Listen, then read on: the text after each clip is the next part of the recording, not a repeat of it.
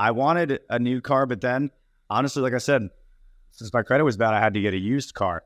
And you know what? It ends up working out because I got a Mustang and I actually really love it. Unfortunately, I've missed some credit card payments. And credit, it's one of those things where it takes so long to build up and it slowly goes up. But if you just miss one payment, it drops down quickly. People here are obsessed with their dogs, and they're obsessed because they don't have children. They're not having children. They're replacing their children with dogs. The divide between the rich and poor is obviously it's growing in the West, which is concerning. And I think that's one of the reasons why you see sometimes people who are wealthy, they have the leg up, not because they're smarter, but because they had SAT and ACT tutors. They had tennis instructors. Since they were 5, they had someone who was teaching them, the violin when they were 4. And by the time they're 20, they're amazing.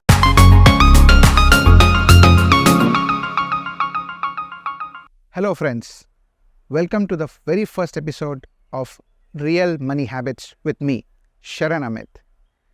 In this new podcast series, we talk to real people about their money habits, challenges and aspiration.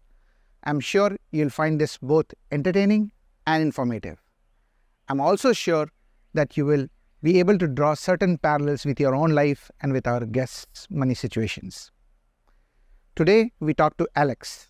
Alex is a 26-year-old who has made some financial mistakes early in his life and frankly paid for those mistakes. But now, Alex has decided to improve his money skills, learn how to set himself up for a better future, and has started acting on it. So here is Alex.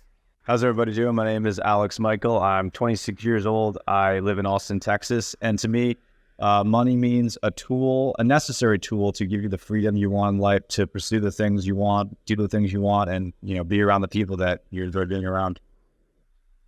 Very nicely put and very interesting, Alex. So hello to you. And you treat money as a tool, which it frankly is, right? It's a means to an end, not an end in itself. Absolutely. So I'm glad that you view it that way. Yeah. At the same time, what are your thoughts? Like, how important is that tool? Like, from your perspective, how important is money? I think money is a necessity, as much as a lot of people try to downplay its importance, and they'll say, oh, money doesn't matter. But at the end of the day, living in Western society, you need money. And I think the sooner people understand that, the better off they'll be. That doesn't necessarily mean that you need to sell your soul to a job that you hate or, spend your life miserable trying to pursue money. But you do need to find a way to make, money. And the amount of money you want, that depends on the person you are, the lifestyle you want to live. But I think you need to find, you need to look at your life objectively, really think about the things that you want, and find a way to make money. And nowadays, one of the best things I really believe is there's so many ways to make money now, more than ever. So that's something that I'm really excited about, just like trying to explore so many different avenues to make money and, see which ones can be lucrative. Yeah. I completely agree. And sometimes we tend to take a cynical view of the world, and sometimes it's politics and what's going around us. Right. But I love how you put it, that it's, in some ways, it's the best time to be alive, with so many opportunities out there, which was just not available to anybody like in our older generation. So nicely put. So you said you are in Austin, right, Alex? Yes. Why did you choose that place? Like, did you move there or you grew up there in Austin? So I'm originally from Westchester County, which is the suburb right outside of New York City. And I spent most of my life there. I moved to Austin. I moved to Texas when I was 24. I spent about a year in Houston. Got that experience. It was cool, but I always had my eyes set, at least if I was going to live in Texas, on Austin. I think Austin's a really cool place. There's a lot to do, a lot going on. For anyone who's never gone to it, I think it's definitely worth just taking a trip to. There's a place, it's 6th Street, very famous place, and then also Rainy Street. It's where a lot of people, in their 20s and 30s go out, and even older, and have a great time. Terry's Black's Barbecue and Cooper's Barbecue, I would also recommend those two places. Really great barbecue, and Texas is known for that. So, and also no state income tax in Texas. So that's really smart. So you would say that you probably moved for opportunity, like better career opportunity and better financial opportunity. Those were considerations. Is that fair to say? Definitely. I think that growing up in in Westchester and then spending a lot of time in New York City, New York City is amazing, and it's one of the greatest cities in the world, but it is insanely expensive.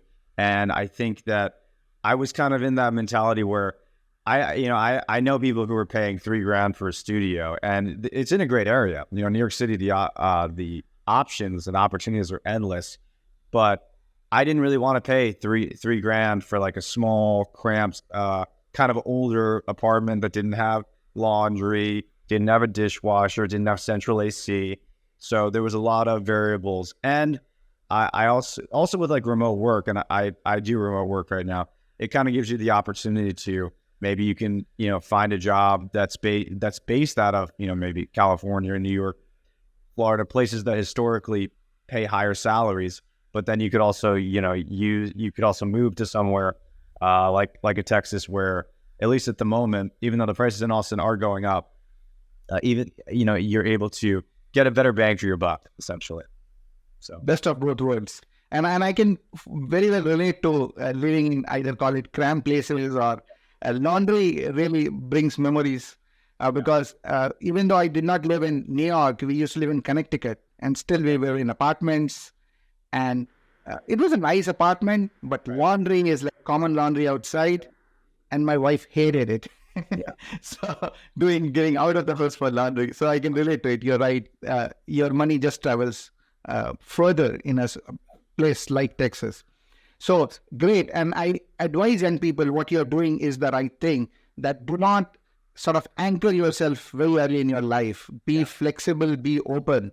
That generally opens more opportunities to you, right? Yeah. If you're willing to relocate, willing to explore opportunities wherever they are, right? And what is right for you may not be right for somebody else, but at least retaining that flexibility opens up more options for you. So kudos to you for that. Yeah. Great. So Alex, tell me about your job and income. What are you doing? Yeah. So, I graduated from college. I graduated at 23 and it was 2020. I went to Fordham University. It's located right outside. It's in New York City, in the Bronx area. Had a good experience there, but definitely didn't graduate at the most ideal time because, it was the height of the coronavirus epidemic. And it was honestly, it was really hard to find a job. I thought it was going to be super easy, but all the interviews and stuff and potential plans I had just fell through because the economy sank really quickly when COVID was spiking like that in mid 2020. And honestly, I was out of a job for like 5 months. It was really rough. Of course, thankfully, I just lived with my parents at the time, and I had that. I was thankful I had that back, them backing me, but it was tough. During that time period, I worked as a soccer coach because I needed some side cash. So I worked as a soccer coach, and I was able to make some money there, just like buy groceries and hang out with friends. But obviously, I had my eyes set on a full-time career, and I got involved into agency life. So pharmaceutical agencies. If you see, their commercials are on all the time where it's like certain prescriptions that they're selling. And at the end of those commercials, you'll see the websites. My company makes the websites for these for these prescriptions. They also make the websites for like the clinical trials. So I'm involved in that process. I'm also, a lot of what I do is like project management oriented right now. Like I make the estimates. So because each project has an estimate, I also create the timeline. Some of the projects could be 1 month, some of them could be 4 months long. I also am involved we use something called Workfront Proof, where like you keep track of the project and then you relay the status of the project to the client. I have to present the project to the client. The client gives me feedback. I give the team feedback, on what the client wants, and we have to make changes to the projects. So it's been good. I think that it's helped me become more organized. That was something I always struggled with. I wasn't the most organized person, and I still need to become more organized, but it's definitely helped me. I want to be like, ideally right now, I'd like to be like a marketing manager and get more involved in like the social media, work for a company, handle their social media, handle their sales force, come up with ad campaigns. But that's what I'm doing right now. It's really not so bad. The people are nice, and I like how it's remote. Honestly, I didn't know it's crazy. What do you think of the whole remote thing? This is it's kind of blown up the last few years. Like, what are your thoughts on that? Remote is great. Remote is great, gives you more options, and like you said, allows you to stay where you are. And in my opinion, you get to make more effective use of your time. Yeah. However, you must realize that tide is turning. Many more companies are now again thinking about getting people back. So it may kind of introduce certain ripples in how things are organized now. So I would say make best use of it while it lasts. But unless you control the business, like it's your own business or you're doing something on your own, you can't bank on it working long term. Companies may change their policy anytime. So do you think that you said the tide is turning? Do you foresee in a few years that most of the workforce will be back in an office? In some way or another, because companies are increasingly thinking that they can get the best out of their workforce if they are at least coming to office some days a week. So staying in a different city becomes more and more difficult. Right. Again, if you are in a job or if you have a skill that is in demand, you probably can continue to work remote and dictate terms. But the moment companies will get a chance to sort of, when they have an option, when they can hire somebody else, for example, they would make it a more office job. So it's going towards that again. Yeah, no, that is definitely true. I think that I'm kind of So how much you make with your job? So my salary right now is $70,000. It's okay. It's all right. I think that for me, like I said, I stumbled. This was because of COVID. I think this wasn't something that I even foresaw myself doing. I got involved with it when I was looking for a job, and I've been in 3 agencies right now. I'm actually the current company I'm at right now. It's called IPG Health. It's a really big pharma agency. I'm interviewing at the moment for a different position. I actually just did the last interview yesterday, so I'm just waiting on an answer. I'm hoping that they choose me, because if I did get that, I believe they would pay me $80,000, so it would be $10,000 increase, which would be nice. And I'd be doing a lot of the things that I'd be doing. Yeah, and then that's great, because again, like how you were flexible in moving around, this is another flexibility where sometimes individuals they maroon themselves in one company and one place. They like the boss, they like colleagues. But if you make that decision very quickly, and if you are not growing in the company, right, either skill-wise or even financially, right, then that sometimes becomes detrimental. So keeping your option open while giving your best in what you are, but keeping your option open and always kind of looking, particularly in early stages of your career, is important. So maximizing your value in the job market, that's what you're doing. I agree with that approach. Yeah. I mean, what I've heard from a lot of people, a lot of professionals, is that honestly, one of the best ways to make more money is to switch jobs. It really is true. The truth, like when I celebrated the 1-year mark in my job, not that I was expecting a promotion or anything, but I remember they put like merit increase on my calendar. And I was like, oh crap, they're going to give me a little bit more money. And it was like a 2% increase, which I think that's the company standard, which, it's really not that much. That's pretty much the standard. So again, like you said, that's the right approach. There were times when folks used to work for companies, right, like Ford Motor Company or General Electric and everything. They used to work all their life, and the company used to take care of them, right? They used to have like a pension or retirement benefits, which the company used to guarantee. During those times, it made sense to remain very loyal to the company, because company was going to take care of you and your family. Yeah. Nowadays, it goes both ways, right? If you don't have a utility for the company can let you go at a moment's notice.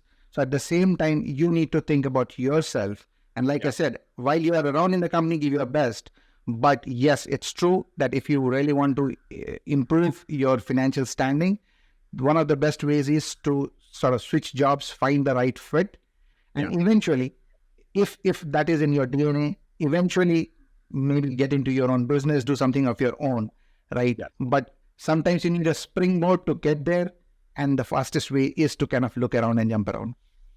Yeah, and I think that a lot of like globalization has things have changed because of globalization, and also the standard of the cost of living in the West especially has gone up so much. As we know, people in the, I don't know, 50s, 60s, 70s, it was completely practical to have just the man go out and make a salary and maybe even have a decent job. The pay wasn't that high, but he could still afford a house, have a car, have a wife and children. Nowadays, you're seeing that, but that's only if one of the spouses is making a lot of money. It's much harder to do that nowadays. And I think, it's just the cost of living is so much higher. And I think there's a lot of uncertainty right now, especially even with AI. I think that I've been looking into a lot of that lately. And, some of it could just be scare tactics and marketing, but it is coming, and it's coming quickly. It's exponential, the growth of it. And it's definitely going to, what do you think? What do you think AI is going to do to the workforce? It's definitely going to be a huge disruptor. It's a big disruptor. AI is a big disruptor, and nobody is safe. Like, you can win it different ways, but you cannot, like you said, with globalization, jobs were not safe anyway. Yes. But now with AI, it's even more uncertain.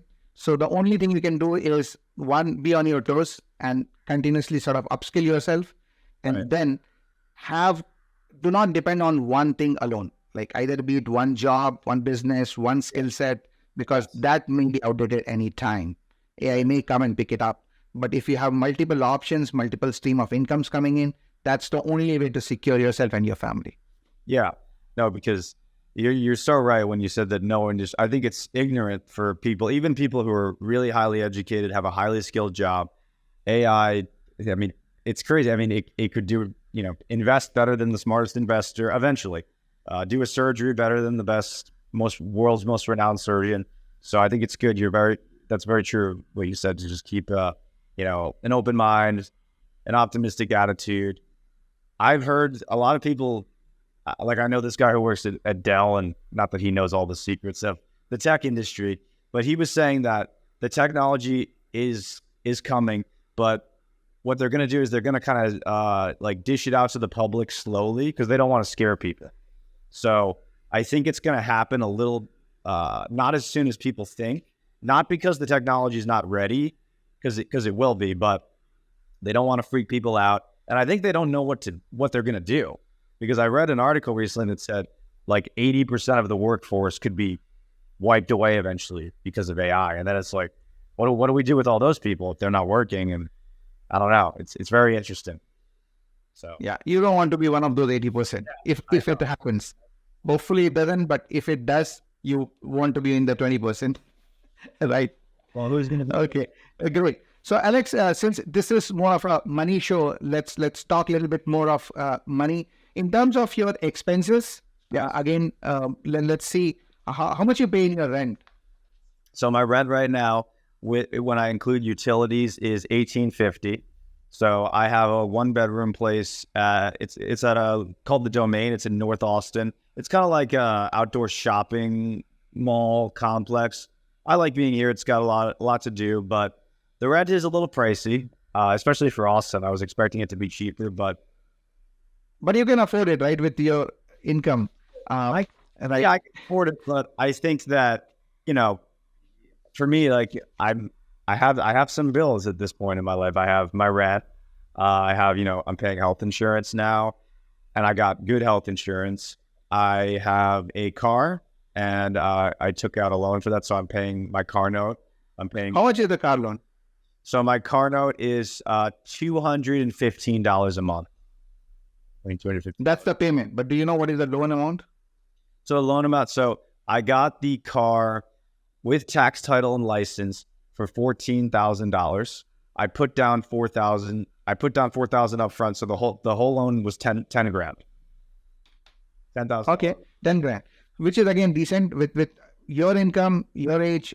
In fact, I must commend you that I was kind of scared I will hear a car loan of $50,000, for example. I'm driving a nice car, living the life. You're not doing that, not yet. I commend you for that. Yeah. You'll be surprised how many people do that with much lesser income than yours. So what I did, it's funny you said, I kind of tried to get, I guess I could say, the best of both worlds, because first of all, what I've learned about this country is the credit system is very strange. I feel like in America, I've had a lot of people say that to me, and I didn't have credit really. I for some reason when I was younger, I never had credit cards.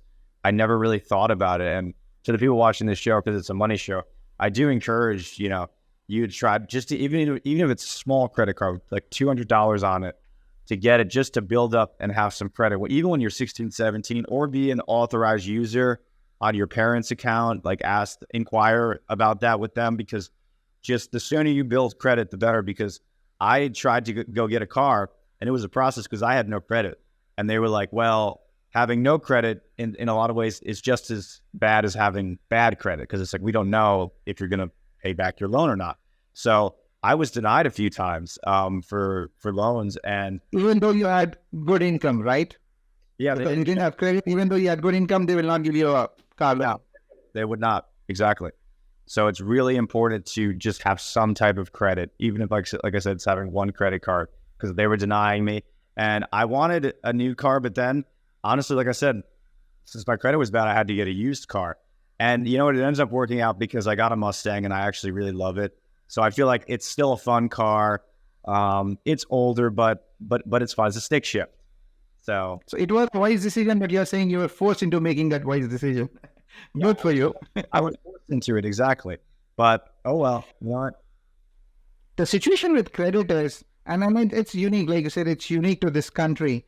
The way we have set it up is that when you're young, you're growing up, you need to have good credit to get started in life.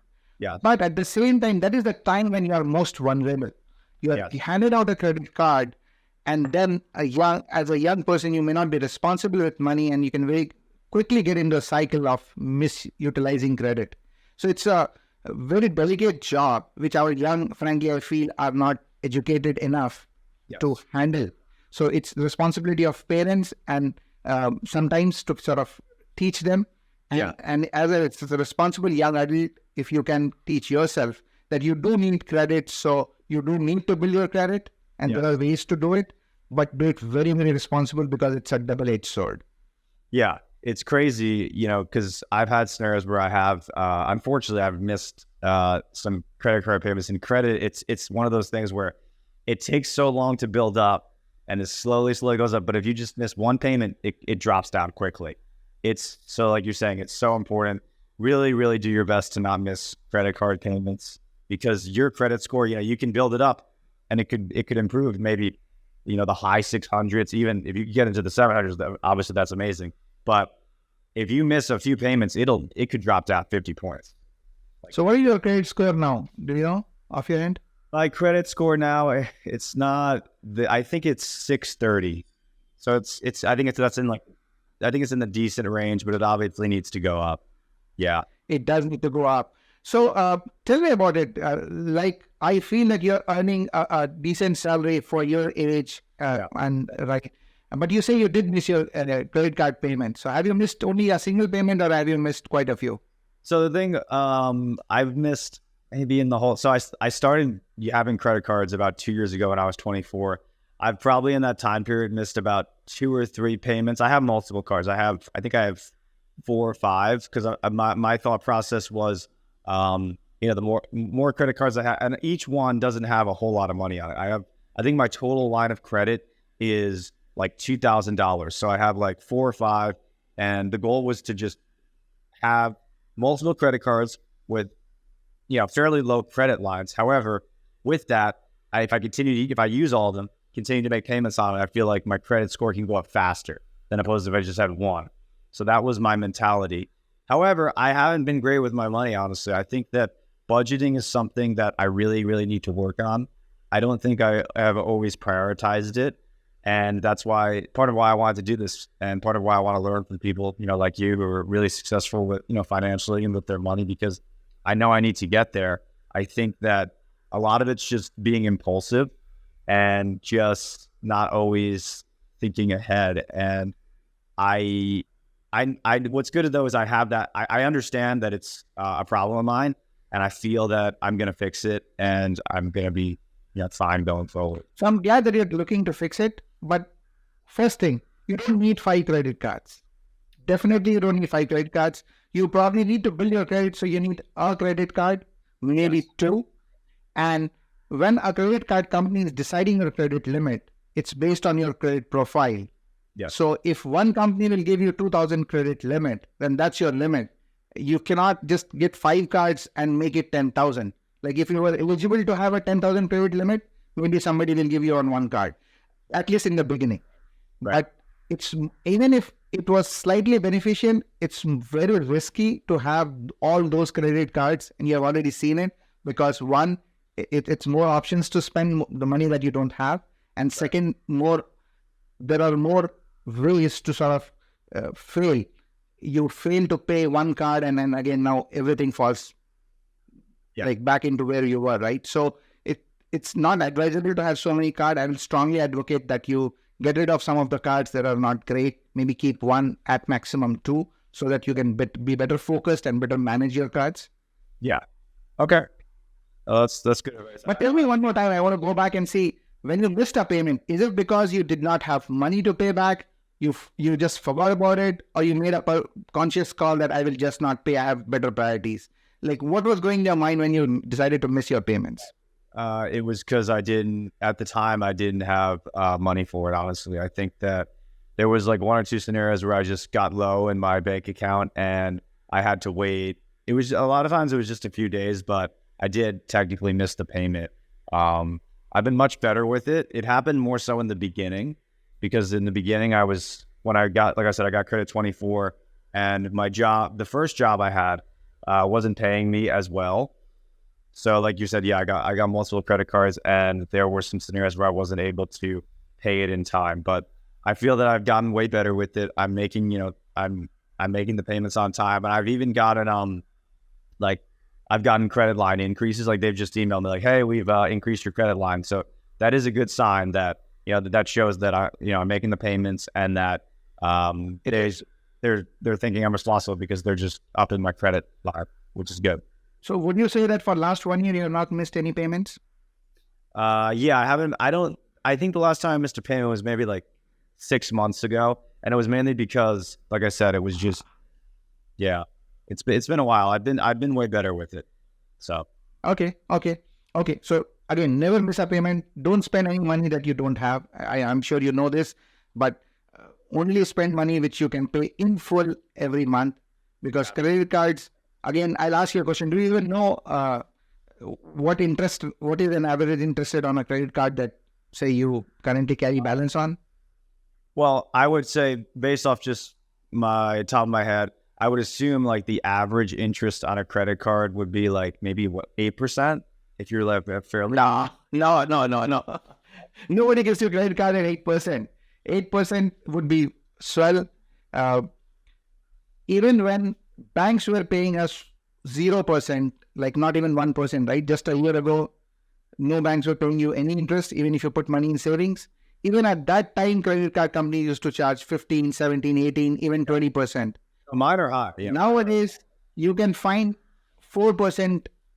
You can earn, like banks will pay you 4% if you park your money in a savings account, right? So they need to make way more. I'll tell you, you go back and open your credit card and check, they must be charging you more than 20% interest. Yeah, so I was referring to, like, I thought the average person maybe with good credit could get 8%. Mine, yes, you're right, are like in the 20 percentile. Some of them are like So it's just criminal to pay any interest which is like 20% interest. Yes. So just don't do it. If you don't have money, just don't buy it, but don't pay them interest. Yes. Okay. So credit card is something which you need to moderate. I'm sure you will do that. What about a student loan? Do you have a student loan? So my student loans, yes. So I've actually very much benefited, honestly, because with COVID and everything, the student loan payments have been on hold. So I haven't made a single student loan payment. I was fortunate, I went to Fordham, and it's a fairly expensive private school. Thankfully, my parents paid for most of it. My loan is it's roughly $10,000 is what I owe. So starting in, I believe it's August, I'm going to be making student loan payments for about, I think it's like September, but yeah. Yes, it's September. Yes, for about, I think I'm paying about like $45 a month. Obviously, the goal is to pay more than that because I want to get that I want to bring my debt down, because keep in mind, I have my student loan debt, which is about 10 grand. Then I have my card loan, and I got my car in June of 2021. So I've paid off, I think right now I've paid off about 3 grand. I owe about 7,000 on that, because the payment was it was a 5-year loan. So I've brought that down. However, I want to bring my debt down. So roughly $17,000 in quote unquote debt, if you count my student loan. Total debt. In total debt. Which is again good for your situation with your income and potential to earn more. It's not a huge debt. In terms of order of priority of how you want to pay, right? Any credit card debt that you have, please prioritize that first. So you do not have to sort of distribute your money equally. Make sure that if there is anything outstanding on credit card, pay that first, because that's going to be the highest interest debt. Yes. Then the car loan. I would strongly recommend that get out of the car payments and car loan as soon as you can. If you can pay, if you have money to pay more, if you get a bonus, you get a signing bonus as you switch jobs, pay up the car loan first, because that frees up a lot of cash that you have to pay every month, right? Student loan, while it absolutely has to be paid, as you probably know that student loan forgiveness is not going anywhere. They have already agreed that they're not going to waive that off, good or bad, but that's what it is. And student loan stays with you regardless. Even if you file bankruptcy, you still have to pay it back. So it's still with you. Having said that, it's typically a lower interest rate role. Do you know how much interest you're paying on your loan, student loan? I don't, and I would need to check up on that. I believe you check up on that, but it's typically, unless it's a private loan or something, depending upon what you have taken, it's generally a lower interest loan. And if it's anywhere like federal loan or anything like that, back loan, then there will be a lower interest loan. So it has to be paid, but I would not recommend that you prioritize and you start paying it. It can be paid in due course. And as soon as you get out of your credit card debt and your car loan debt, you start focusing on savings and investments. Student loan can go in parallel. You don't have to kind of prioritize paying that back. Yeah. Absolutely. That's the general guidance. Yeah. I think what else do you spend your money on? So for me, I feel that probably the biggest chunk of my income, well, obviously my rent, we talked about all of that, but then food. I'm the sort of person where I want to buy good quality food. So I try to buy, I just think that, especially in America, unfortunately, a lot of our food has, chemicals and pesticides in it. So I try to get, the organic stuff. And I would say, there's a Whole Foods right near me. And I used to always go there, but I've learned it's just so absurdly expensive, and it's kind of ridiculous sometimes the amount of money that they're charging for things. So I stopped going there. And now I go to H-E-B, which is a very well-known kind of a store in the Texas area. And I'm saving way more money. I think right now I'm spending about $100 a week on groceries, and I was spending like way more than that. At Whole Foods, I was spending like $150, $160 because it was just absurdly expensive. So food is a big expense. So Alex, I'll tell you, even $100 a week is actually more for a single person if you're really spending for yourself. However, there are scenarios in which this is acceptable. One is like if you are prioritizing eating healthy, like you clearly are, then it makes sense. But then you have to balance it by not spending money on eating out. Now, we will talk about it, whether you eat out too much. Because if you're spending so much on your groceries, then I'm assuming that you're cooking at home at least most of the time. Are you? Yes, I am. So I don't eat out all that much. Occasionally I like to get like Chick-fil-A or McDonald's, things of that nature, which, is cheap. But I try to only do that once a week, twice a week at most. I cook most of my own meals. One of the best things about being remote is that, I don't have to obsess and get up super early in meal prep. I can just make meals throughout the day when I'm here. So I would say like 95% of my meals are done at home. So I definitely make. So that is good. That is good. But what I found interesting is you're saying on one side that you want to eat healthy, right? You spend more money and buy organic, but every week, once or twice, you're going to McDonald's and Chick-fil-A. How do you reconcile that? So is it like balancing it out, eating healthy and eating junk food? I think that honestly, it's important to eat very healthy, and I do make it a priority. But I think if you, have fast food once or twice a week, it's not the worst thing in the world. As long as your other meals are are healthy. There's actually been a lot of studies too that, if you have one cheat meal a week, it's actually good for your metabolism. It can reset your metabolism. So, I think it's bad to be overly. There should be studies, but I'll tell you, if you read a footnote, those studies might have been sponsored by the fast food industry. but let's move on. So now that you're earning this, and like we spoke about your rent, which is decent, like it's slightly on the higher end, but probably you like the life there, and you probably would want to continue sort of paying that amount there, staying there. Is that fair to assume? Yeah, I renewed the lease recently. I'm in this lease until I believe January of 2024. After that, I'm going to make a decision. I'm either going to stay here or go to. I've thought about Florida. I've strongly considered it. I think it's a really hot place to be right now. No pun intended. And no state income tax as well there. I like the beach. I like warm weather. And I think that it's a really great place to live. Every time I've gone there, I've been in the Miami area. I love Fort Lauderdale. West Palm Beach area is super beautiful. Of course, it's getting really expensive there. So that is definitely something I need to keep in mind if I do plan to do that move, because Florida. So you continue to remain flexible. Again, great. That has been a theme, and I think that will serve you well in the long run.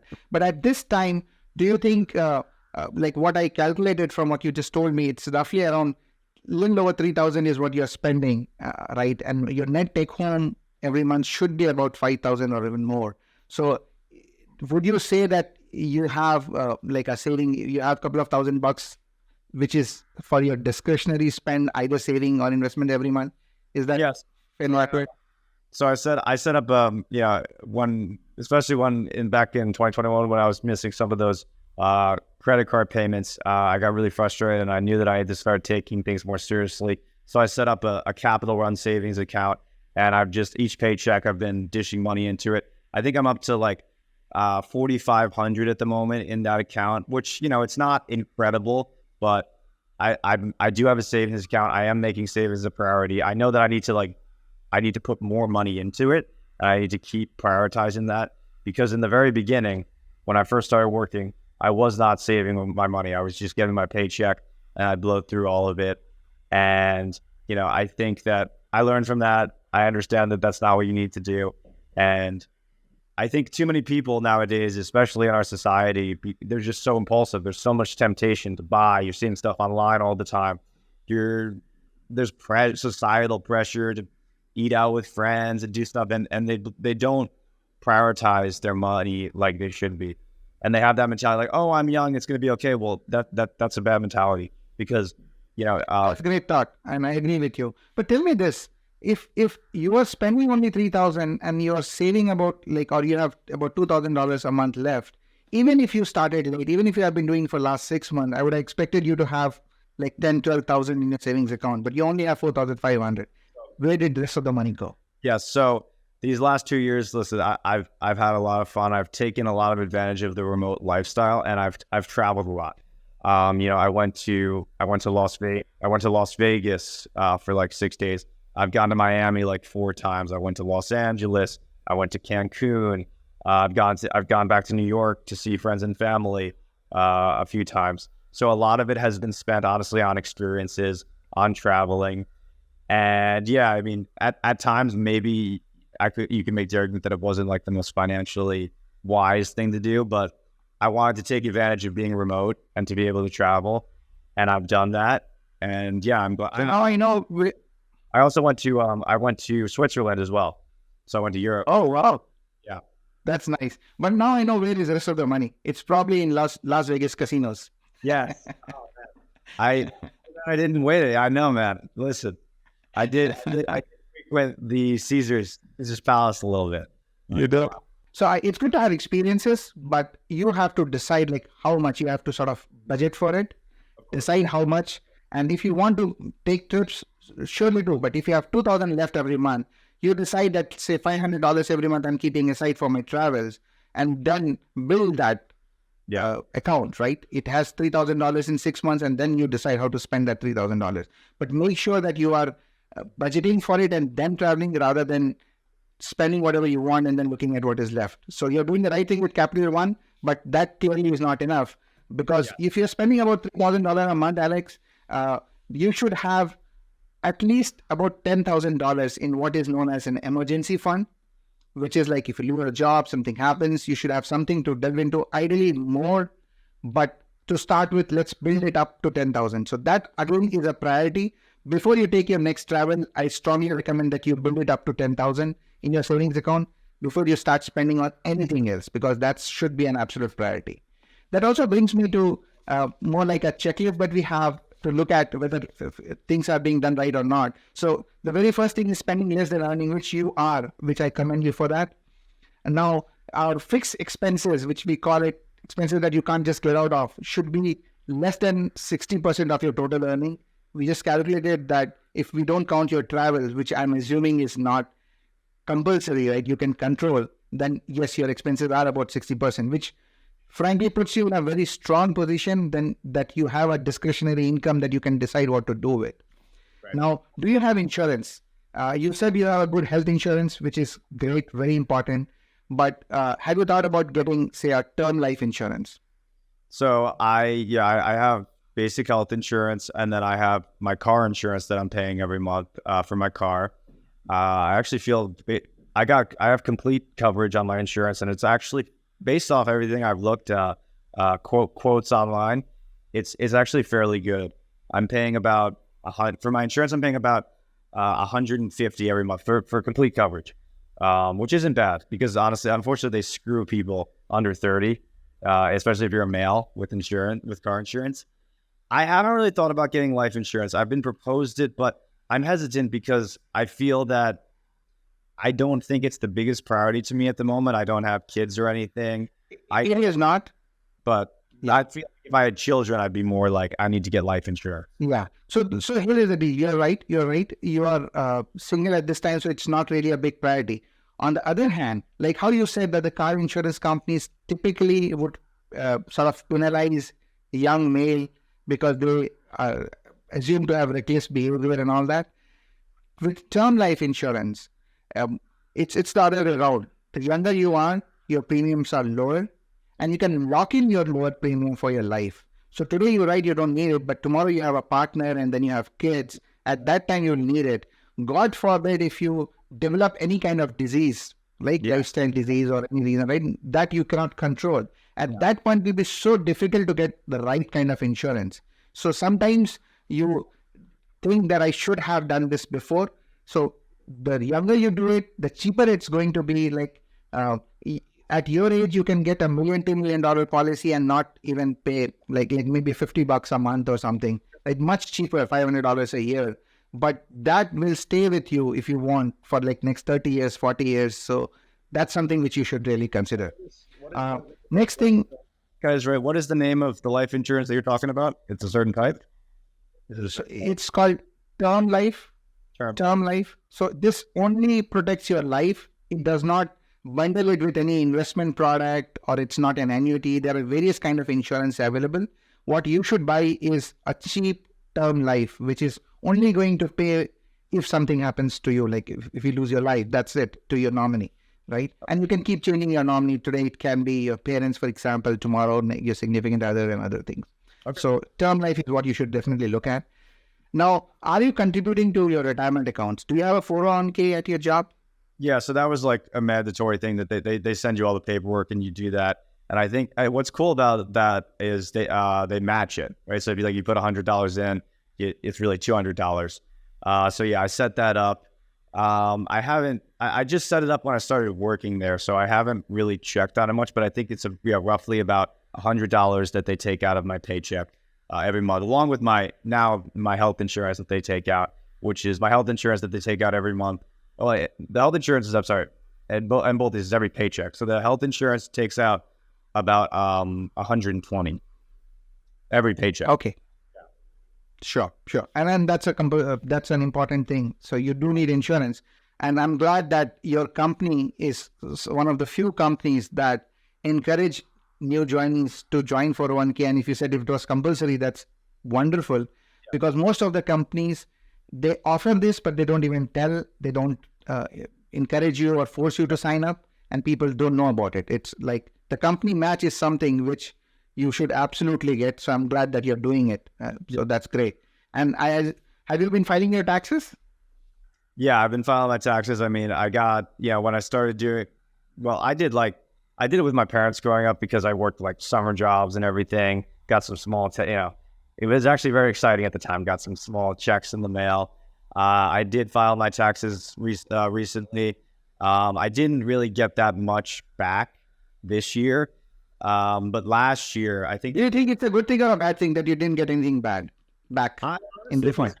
I was expecting to get more back because honestly, when I look at my tax breakdown, I feel like I'm being taxed pretty heavily federally. But I also think it's just the fact that my company is based in New York, and I'm not married, and I'm, I don't know if age has a factor with it, but just that you're not married, you're a male from New York, they're going to tax you pretty hard for that. And that is fine. Like, taxes is another, like, it's a different topic, how to do best with your taxes. But the fact that you are not getting a refund, and this is again conditioning that has been done. Most of us think that I should get a big refund, and we are happy if we are getting a big refund. Refund is just your money. So if you're not getting a refund, that just means that you did not pay extra money to Uncle Sam, and you're not getting anything back, right? So if anybody is getting a refund, that just means that they give an interest-free loan to IRS for the last whole year, and they are now just getting it back now. So in fact, it is smart to not overpay and not get a refund. Now, it's a different matter if you want to reduce your taxes, if you feel that there should be better ways, there are ways to kind of reduce your tax liability. That's a separate conversation. But you should be glad that you're not getting a refund. Yeah. Okay. Well, that's good to hear, because honestly, my thinking when I was having was I was kind of disappointed. I was like, damn. But when you're saying that, it makes sense. And when you think about like the time value of money, like you're saying, it's like that money was yours, but you loaned it out for a year, and you pretty much lost that money, and you're getting it back. Exactly. But when you think time value of money, you could have been getting it in small increments every paycheck instead of just getting the lump sum a year later. It doesn't. Yeah, it's definitely not super ideal. And the only situation where I guess it would work is if it's like stakes are dire and you need money quickly. You need a little bit extra money. I don't know. You got children or something, or you're in a tough. Yeah, who it works for, who cannot plan, like how you are putting money every month in your Capital One savings account. There are individuals who are unable to plan, and they would rather have IRS plan for them. They would rather pay more taxes and maybe in the month of April get a refund check of say $2,000, and it's a lottery ticket for them. I would rather keep my money to myself and, like you said, use time value of money, invest it, and keep it in my account so that when I need it, I have $2,000 in my account, right? Yep. But folks don't do that. They want IRS to give them $2,000 after a year. So, yeah, not the right thing, but whatever works. I thought I was going to say, boys down so as well too. I see this a lot. And honestly, I'm not saying I'm above it. I've fallen into the trap, and I feel like I'm starting to come out of it, which is great. But the downside of like all this, the upside of all the social media, all the opportunities that are coming up of the internet. But the downside of that are the distractions, are the temptations to spend money like never before. People who were, if you think about, so the millennial before the Gen, I think it's Gen X. They didn't, they were pre-internet because the internet came, late 90s. They were before that. So when they were coming up in their 20s and 30s, they definitely didn't have as much temptation, in my opinion, to spend the money. So I think that a lot of people nowadays just they get caught up in the hype. And that's not good. They do. Yeah. And then, yeah, absolutely. That's very important. So, Alex, we are going to do some rapid fire questions now. Short answers. Let me ask you some quick questions.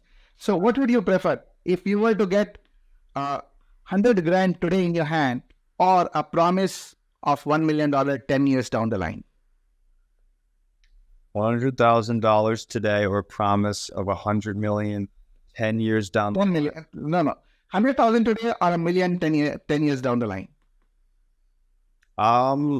My gut answer is telling me $100,000 today because of time value of money, because maybe you could invest invested properly, and who knows what'll happen in 10 years? Who knows, like, that $1 million won't be worth as much because of inflation.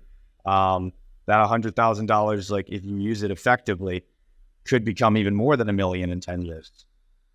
It can, and that's a logic, but it also tells like what your thinking is. Broadly speaking, you are thinking that this money will become more than 10 times in 10 years. Generally doesn't happen unless you're investing in Bitcoin. Yeah. But NFT or something. okay, if money was not an issue, what would you want to spend most on? Like travel, food, or anything. Like I said, money is important. I think money should, as we've discussed this podcast, money should be a priority. That doesn't mean, like I said, we've talked about, it doesn't mean you should sell your soul. Doesn't mean that you should, not be there for your family and friends. But money buys you freedom. Money allows you to pursue the things you want to do, and that's my mentality. Like, I know that money is important because I have an idea of what I want for my life. I want to be able to travel, have freedom, do nice things for the people that I love and care about, friends and family. And it's only really possible if you have fun. I mean, of course, there are ways to do great things without money, but if you got it, it gives you a certain type of power and ability to do things, to open doors for people. And so my question was like, if you had unlimited money, what is that one thing that you'll want to do? Where will you spend it most? Is it travel? What would I do with my time? You're saying? Are you saying what would I do? No, like where will you spend most of the money? Like if you have a lot of money, you'll spend most on which category? Is it travel where you'll want to spend it most? I would say I'd spend it most on travel, on family. If money did not matter, I didn't need to do investments and everything. Travel, family, I would probably invest in myself. I'm trying to learn piano. I'd take piano lessons. I play tennis. I'd take tennis lessons. I would use money to enhance myself, to become better at skills that I like and that I want to improve on. That's one of the best things about wonderful. That's one of the things that you see it, because like the divide between the rich and poor is obviously, it's growing in the West, which is concerning. And I think that's one of the reasons why you see sometimes people who are wealthy, they have the leg up, not because they're smarter, but because they had SAT and ACT tutors. They had tennis instructors. Since they were 5, they had someone who was teaching them, the violin when they were 4. And by the time they're 20, they're amazing. And the other person who maybe is more musically gifted, they just didn't have that opportunity available to them. So. Absolutely. So money is a great enabler when used right. Yes. Correct. It's a great enabler, and you're right. Many people who are either rich or who have done better in their life, they have learned to use money the right way. Yes. Like leverage money. Use it as a leverage both to enhance themselves and their lives. So great. Yeah. If you could live anywhere in the world, where would it be? If I could live anywhere in the world, I would say I would live somewhere, probably in Europe. I would say I'd live in maybe southern Greece. I like Greece a lot. I've heard great things about it. My parents went there and they said it was their favorite trip they've ever done. I think Europe is a lot of great people. I'd probably live, in like southern Greece. The weather's beautiful, great people, great food, good lifestyle. So I would say, there. Yeah. That's great. Alex, you're young and you told me you're single. So do you have a kind of a partner now? Yeah, I do. I have a girlfriend, actually. Her name's Rachel, and she's been great. I think that she's a really, really great person, super hot. But she's much more than that. She's really kind, really considerate, and she's been very helpful. Even to me, like helping me get out of some bad habits, helping be there for me and support me. So I'm very glad that I've met her, and we've had a great relationship. Great. Because what I wanted to ask was, do you think that you guys are financially compatible? Does she bring good financial habits into the relationship? Yeah, it looks like you're saying yes. She does. She definitely does. She's pretty financially responsible, and she has been through some, she's learned from past experiences and scenarios on how to budget her money effectively. And she's even given me tips and stuff on how to budget my money effectively. So she is definitely. Yeah. And So I will say you are very lucky because your partner is one of the most important money choice that you can make. Right. So even though we don't think about money when we select our partner, and that's why it sort of works out differently for different people, but it's so important. It impacts your life.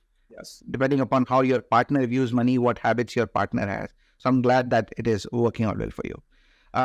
So Alex, you have questions? Anything else that you would want to ask? You want to know?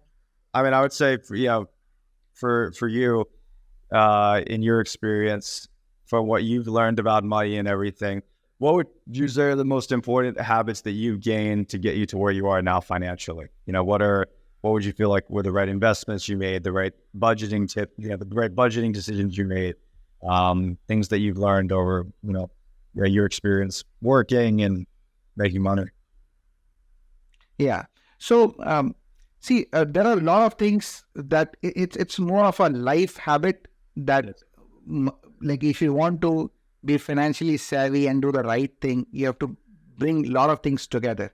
But few things sort of stand out. One is, we discuss it through this show as well. One is constantly looking to increase your income, right? So whether that's what I have done in my life, looking at my current job, whether it means that I can grow where I am or find another job, but always looking at how you can do more, get more from your job. That also means that you have to deliver, right? You need to bring value for your company so that you get more. At the same time, always looking for ways to augment that by bringing more multiple streams of income. Yes. And what I have seen where most people fail is they don't try enough. They're not willing to sort of fail enough. So what I have done is I have failed a lot of times. I have taken losses, I have taken disappointments, and then sort of moved on. And I have seen that once you have failed a few times, once you have tried something, it has not worked out, you learn a lot. And next time you do it, it tends to become easier, right? So willingness and boldness to try things, not like you don't bet your house on it, like don't bet everything on it, but you should be willing to try out new things, right? Yes. And I've seen so many folks are so bogged down with day-to-day life, so-called rat race, that they never come out of it, right? Okay. So that's very important. And then the second aspect is what somebody like you is doing, is to spend time and effort to educate yourself about what is out there, like how to make those right choices. Like what is, for example, that term life insurance and why you need it? What kind of investments are out there? What is the right distribution of your income? Like if you earn money, what is the order in which you should be spending that money? Why it is important to save and invest, right? So those are the things that comes with education and awareness. Again, you can decide that I'm very busy, my job is demanding, my girlfriend is demanding, and I have no time to do this. Or you can decide that this is important and start kind of focusing on learning and then making conscious choices about your money. I think those are the two things. Bring more money, learn how to sort of preserve and grow money, and then just give it time. Yeah. With time, things will grow. There, like we've said, there's opportunity out there. And even for me, I've been, in my remote situation, I've been trying to leverage that more and find ways to just, like you said, find those multiple streams of income. There's something here, it's called Rover. It's this app that's becoming very popular where you can watch animals. And for me, I was like, you know what? I'm home during the day. I'm just here chilling. I'm doing my work.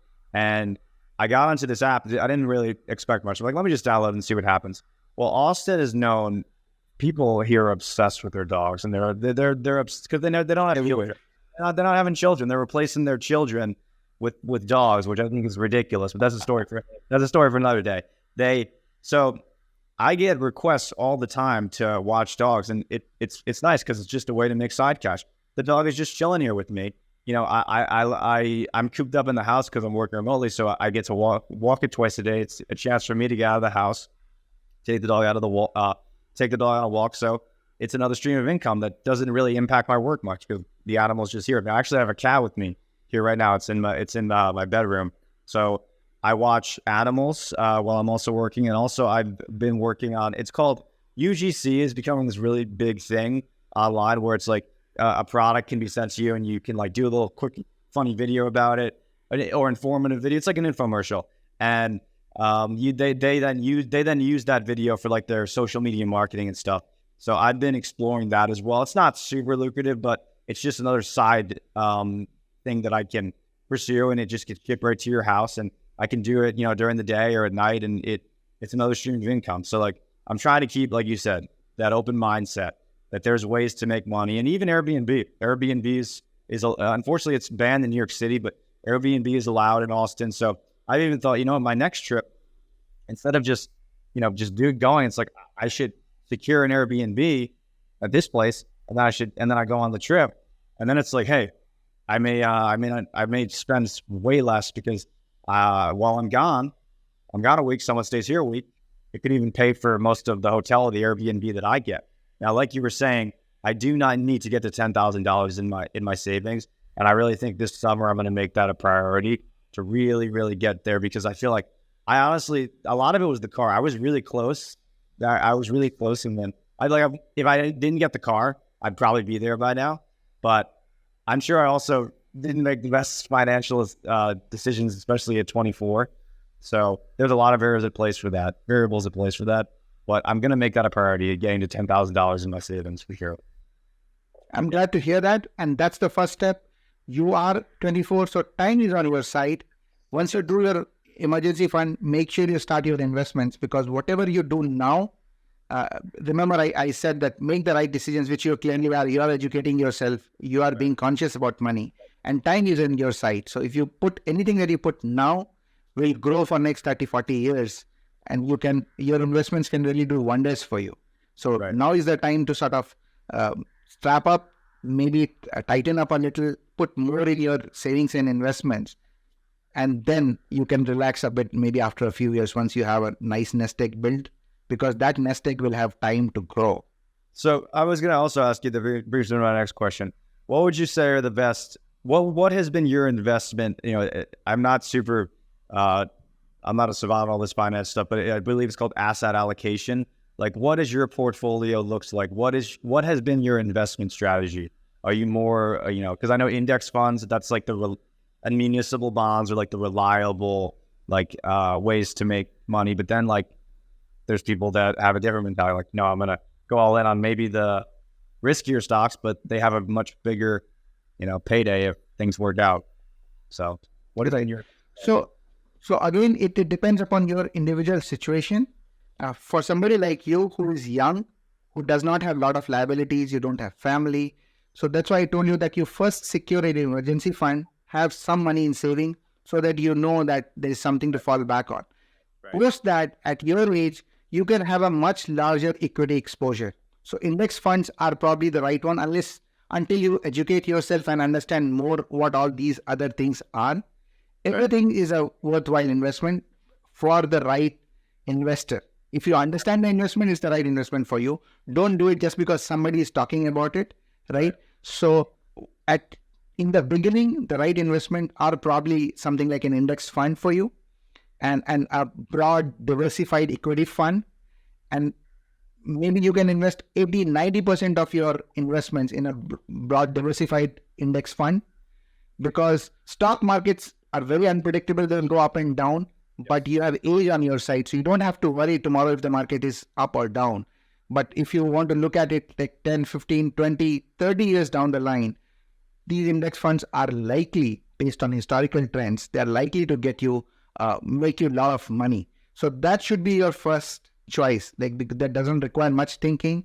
Just go to, say, a Vanguard or something, open an account and start putting in money into index funds. Now, again, if you are done your emergency fund, you have done your investments, you still have some what I call as play money, like you have a few $100s a month, you want to treat it as play money, by all means use that. But remember that this can only be the money that you are willing to lose absolutely 100%. Why? Because if that is true, like you say $200 a month, you decide that's my play money, and you are going with and investing into some upcoming company, a new company which is making batteries for Tesla, for example, doing something like that, or a biotech or a AI company that you are investing in, or for that matter, you're investing in a crypto stock, some new project that is coming up.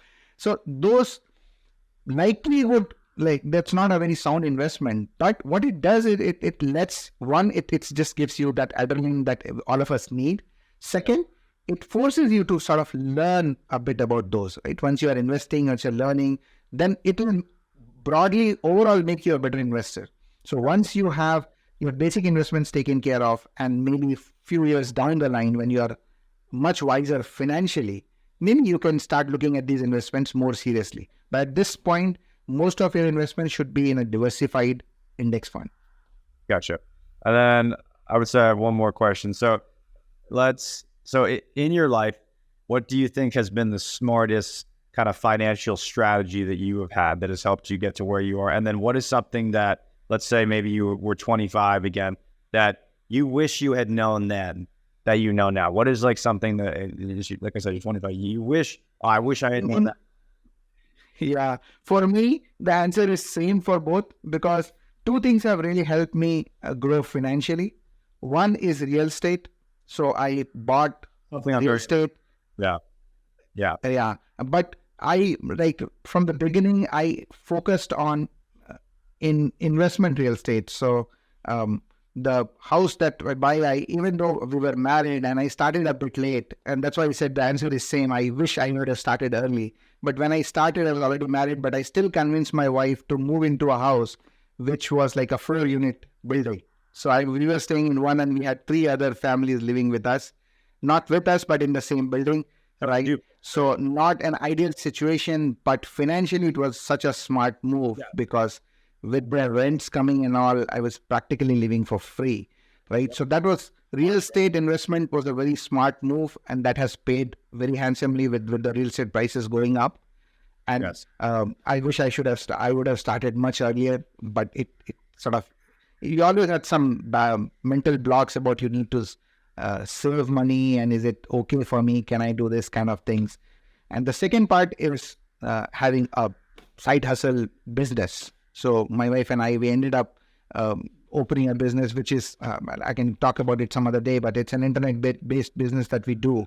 We do a lot of marketing on internet, and that has also worked out very well for us, right? So I felt like this is something that we should have done earlier. And that's why I advise everyone that please be on the lookout of doing something on your own. Don't just trust your job to sustain you all your life. No, definitely can't put all your eggs in one basket, especially nowadays, like we talked about. But like we said, there's opportunity out there, and you just need to have the right mentality and go after it for sure. Yep. Alex, it was a pleasure talking to you, and I see a very balanced individual with a balanced head on his shoulders. So you're destined to do better in your life. Just make sure you watch how you're doing financially, make conscious calls, that you have started. Avoid some of the mistakes that have happened in the last couple of years, but I think the conversation will help. Continue to learn, and feel free to reach out. I hope we can do a follow-up, maybe a 6 month, a year down the line, and see where you are. Absolutely. And I wish you all the success on your YouTube channel and your YouTube endeavors. Very smart, because, hey man, that YouTube ad revenue, it's pretty sweet if you can, if you can get some good videos out there. So I wish you luck. Absolutely. We'll see when that lands, but for now I'm having fun. So that's what matters. Awesome. All right. Great talking to you. Bye-bye.